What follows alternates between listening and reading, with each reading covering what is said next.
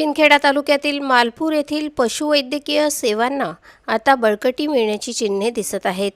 महाराष्ट्र पशुसंवर्धन व दुग्ध विकास विभागाचे सचिव डॉक्टर रामस्वामी यांनी मालपूर येथे भेट देत दवाखान्याची पाहणी केली। यावेळी त्यांनी झालेवाडी शेळीपालन प्रकल्पालाही भेट देत विविध कामांचा आढावा घेतला।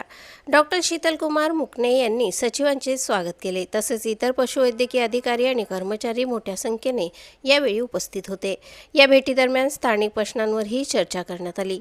विशेष म्हणजे मालपूर गावात कायमस्वरूपी पशुवैद्यकीय डॉक्टर नसल्यामुळे शेतकऱ्यांना अडचणींचा सामना करावा लागतो।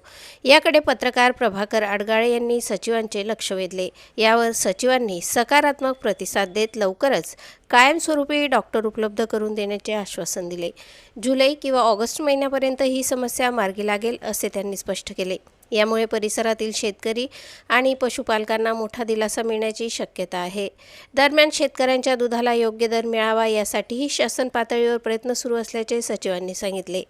या भेटीमुळे मालपूर परिसरातील पशुवैद्यकीय सेवा सुधारण्याची अपेक्षा व्यक्त केली जात आहे आणि त्यामुळे शेतकरी वर्गात समाधानाचे वातावरण निर्माण झाले आहे। प्रतिनिधी प्रभाकर आडगाळेसह स्वराज्य न्यूज शिंदखेडा। हे रेग्युलर डॉक्टर मिळणार आहे।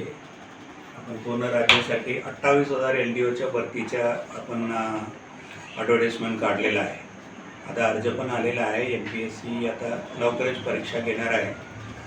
जुलै ऑगस्टपर्यंत नवीन डॉक्टर हे पूर्ण धुळे जिल्ह्यासाठीच नाही आहे, पूर्ण राज्यामध्ये देण्यासाठी आपण प्रयत्न करतोय। तसं मिळून जायला अपेक्षित आहे।